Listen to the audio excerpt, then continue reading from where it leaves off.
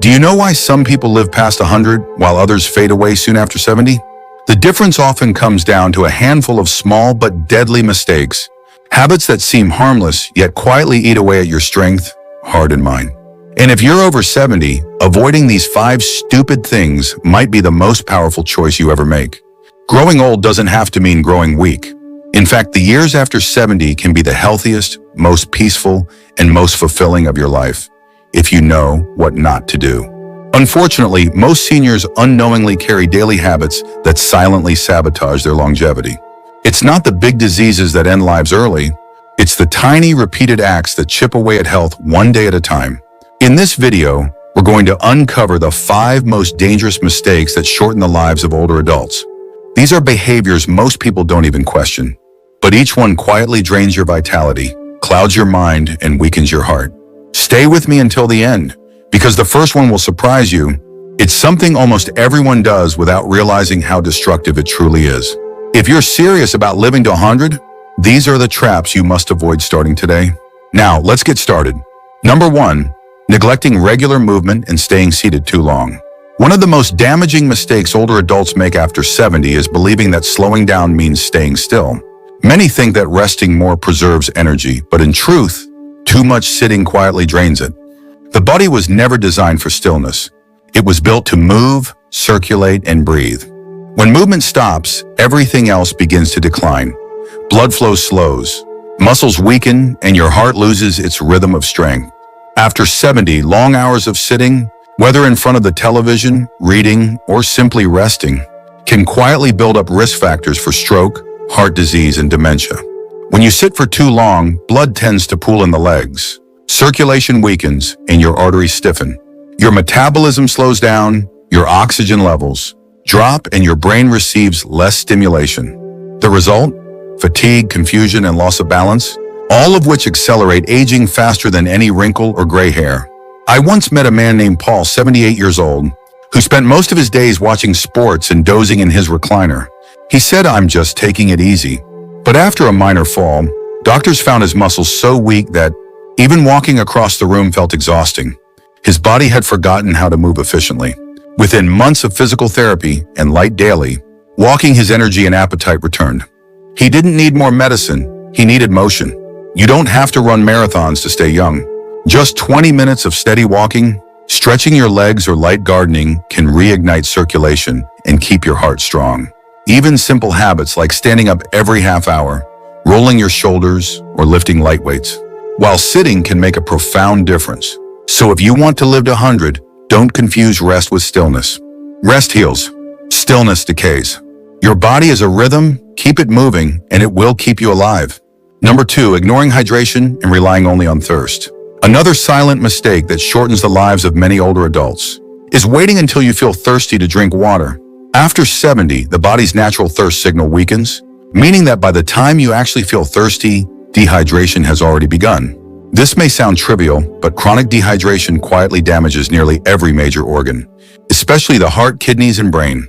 When your body lacks water, your blood becomes thicker and harder to circulate. Your heart has to pump with more force. Your blood pressure rises, and your kidneys strain to filter toxins.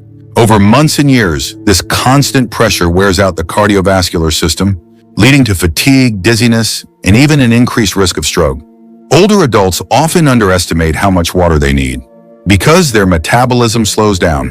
But the truth is, your body still loses moisture through breathing, urination, and perspiration, even when you're sitting still. Combine that with common medications for blood pressure, diabetes, or arthritis that deplete fluids, and dehydration becomes a quiet daily threat. I once knew a woman named Margaret, 81 years old, who fainted one summer afternoon while gardening. She hadn't eaten much and thought she'd been drinking enough tea. What she didn't know was that tea and coffee act as mild diuretics. They pull more water out of your body. Her doctor later explained that her dizziness, confusion, and dry mouth were all signs of long-term dehydration. Once she began drinking more water consistently, her blood pressure stabilized, her headaches disappeared, and her energy returned. The key is not to gulp down large amounts of water all at once, but to drink small, steady amounts throughout the day. Keep a glass of water within reach at all times. Add lemon slices or cucumber if plain water feels bland. Soups, fruits like melon or oranges, and herbal teas also count toward hydration. You don't need to measure every cup, but make it a ritual. Drink when you wake up. Drink mid-morning. Drink in the afternoon and again before bed, unless your doctor has restricted fluids for medical reasons. Hydration is one of the simplest, cheapest, and most effective ways to slow aging. It keeps your skin elastic, your joints flexible, your brain alert, and your heart steady. The difference between an exhausted body and a thriving one often begins with one glass of water. If you're still watching this video and finding these insights valuable, please comment number 2 below to let me know you're here. And if you haven't subscribed yet, I recommend you subscribe and turn on the bell so you don't miss any videos. Your support helps us continue creating good content to inform and inspire you. Now let's move forward. Number 3, refusing to manage stress and emotions properly. One of the most foolish things a person over 70 can do is to ignore stress, anger, or grief, pretending that emotions no longer matter. Many older adults were raised to tough it out, believing that strength means silence. But holding emotions inside is not strength, it's slow self-destruction. The heart, the brain, and even the immune system all respond to emotional pressure. When you bury feelings instead of processing them, your body keeps the score, and the cost is high. Every time you experience tension, whether from family conflict, loneliness, or frustration, your body releases stress hormones like cortisol and adrenaline. These are meant for short bursts of survival, not long-term living. When they stay elevated day after day, they cause inflammation that damages the arteries, weakens the immune response, and accelerates the breakdown of muscle and bone. Many heart attacks, memory problems, and even digestive disorders in seniors are rooted not in age, but in years of suppressed stress. I once knew a retired teacher named Susan, 74 years old, who spent years pretending she was fine after her husband passed away. She kept busy, smiled for her children, and never talked about her sadness. But her blood pressure climbed steadily. Her sleep deteriorated and she lost her appetite. Her doctor finally told her, "Your grief has moved into your body." When she began attending a support group and expressing her emotions honestly, her blood pressure normalized and her energy began to return. The human heart doesn't age out of the need for expression. Talking, sharing, even crying, these are not signs of weakness, but of release. They signal to your brain that the danger has passed and it's safe to heal. Suppressing emotion, on the other hand, traps the body in constant alert mode. This is why so many people who seem calm on the outside carry silent exhaustion within. At this stage of life, peace isn't a luxury, it's medicine. Emotional clutter weighs more heavily than physical weight. If you want to live long, you must keep your emotional arteries as clear as your physical ones. Every unspoken resentment is a blockage, every grudge a clot. Clear them, and your energy will flow again. There's a reason centenarians around the world often describe themselves as lighthearted. They let go easily, laugh freely, and stay curious. They don't carry emotional baggage into tomorrow. You can't always control what happens to you, but you can control whether you carry it forward. The lighter you travel emotionally, the longer you go. Number 4, eating too little or skipping meals to stay light. One of the most dangerous mistakes older adults make is eating too little, believing that smaller meals mean better health. Many seniors say, "I don't get hungry anymore," or "I'm eating less to keep my weight down." But after 70, undereating can quietly destroy muscle, weaken the heart, and starve the body of the nutrients it needs to stay alive and resilient. When your body doesn't get enough fuel, it begins to draw energy from your muscles. Muscle loss, known as sarcopenia, is one of the main reasons older people lose strength, balance, and independence. It also weakens the immune system, making it harder to recover from illness. The irony is that many seniors think they're doing the right thing by eating light, when in fact, they're depriving their bodies of the protein, vitamins, and minerals that preserve longevity. Skipping meals also slows metabolism. The digestive system becomes sluggish, your body temperature drops, and your energy levels crash. When that happens, the brain suffers too. Low blood sugar makes you foggy, irritable, and forgetful. Many seniors confuse these symptoms with dementia, when they're often just signs of malnutrition. I once met a man named Henry, 82 years old, who lived alone after his wife passed away. He said cooking for one person felt pointless, so he often had just toast and coffee for breakfast and a bowl of soup at night. Over time, he grew thinner, his face pale and his steps unsteady. A nutritionist later told him his protein intake was less than half of what his body needed. Once he began eating small but balanced meals, eggs, fish, vegetables, and whole grains, His strength returned, and even his mood lifted. Food is not just fuel, it's information.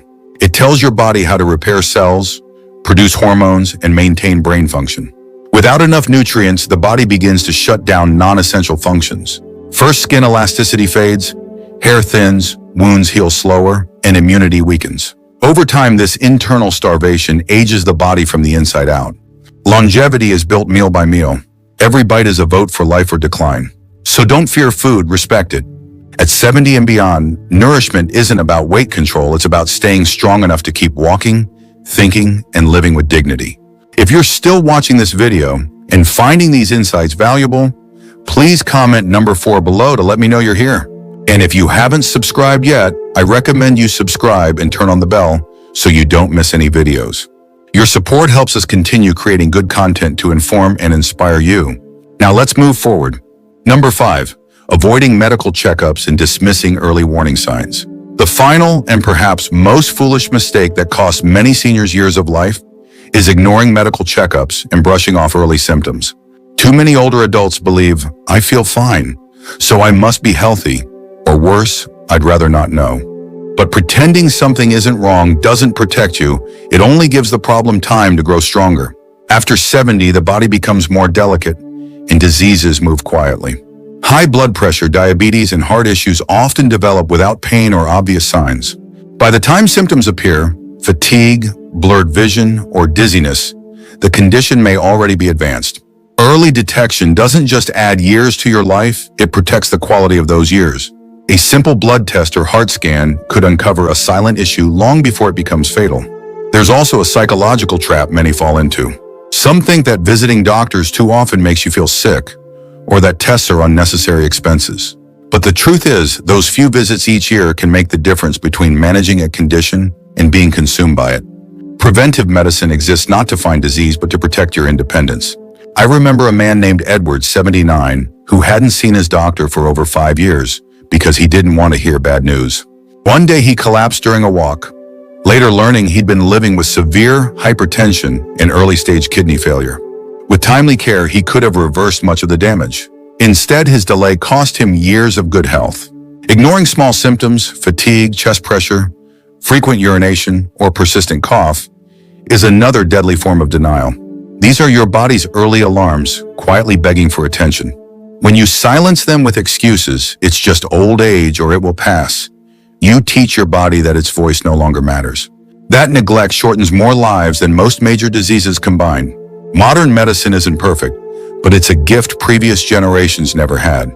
Screenings for colon health, heart rhythm, bone density, and vision can catch problems before they turn serious. Even dental checkups can prevent infections that strain the heart.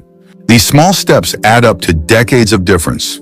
And remember, your doctor is not your enemy. They are a partner in your longevity. Ask questions, bring notes, and never leave an appointment uncertain. Your body is a lifetime investment. Maintenance is not fear,